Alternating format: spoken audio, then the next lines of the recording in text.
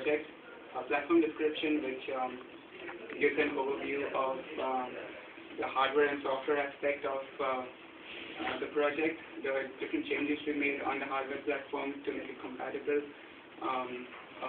with its work. Then we come to visual tracking, in which we use image processing techniques to actually grab features, different kind of features, and use them for tracking the robot. Then is the robot model, in which a single slide which tells about different parameters of the robot, like velocity and the orientation and angles. Then comes the most interesting part, is the visual trajectory generation, which is the actual technique used to follow, the robots used to follow each other. Then comes multiple robot formation, in which all the previous slides on how two robots follow each other, but this one speaks about when you put more systems in, more robots into the system, how do you go about it, followed by experimental results and summary and suggestions for future work. Multi-robot systems. They consist of a group of robots designed for a particular task. You may find this, like if you do a homework in a group, it's more, you get more effect out of it if you work in a group and you can distribute your tasks differently. We use the same technique here for multi-robot systems. These group of robots work in coordination. They offer good reliability, in which you are more sure to get the work done. Flexibility, as in you can distribute your work amongst each other, and affordability. Sometimes just creating a single robot which has a lot of equipment and expensive sensors on it is more expensive than making simpler ones which have just simple low-cost sensors. A very important advantage of multi-robot systems is an increase in sensor aperture. What I mean by this is, if you keep a single robot, you only look ahead, or you have a lower view of your surrounding. But if you have more robots, it's a much wider angle, wide view of your environment. Then the probability of a catastrophic mission failure is minimal. Suppose if you send a single robot for a particular mission, and if that fails, the mission fails. But if you send a group of robots, there's a much greater chance that your mission will be completed. In case one robot fails, another robot takes over.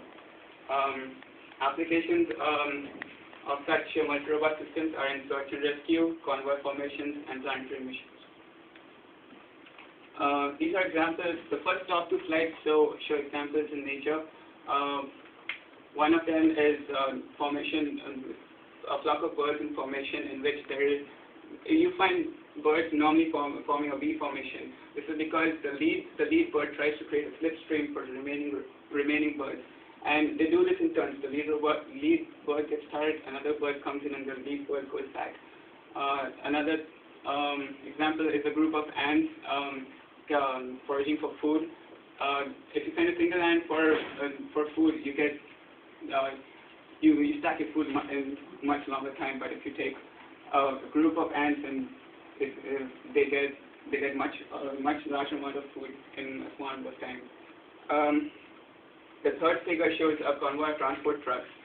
This basically justifies this work, in which you can assume the first truck as the lead robot, and the remaining trucks just following it and keeping and doing whatever the lead robot does, the remaining trucks do.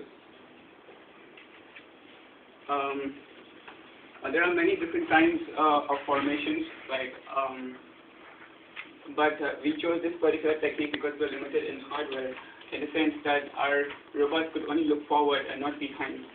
So what we follow here is a leader-follower technique for maintaining formation, in which every follower has a view of the leader. And a good advantage of this is that only the lead robot needs to actually be equipped with sensors for navigation and localization and obstacle avoidance. The follower sensors only need to detect the robot and not have any navigation or obstacle avoidance. And the follower can be equipped with low-cost sensors, one primarily for detecting the leader, and the others for detecting the environment. And each of the followers they need to be pre-assigned their position. They can change according to changes in path, but each one is given a pre-assigned formation. Motivation for this research is to use minimal sensory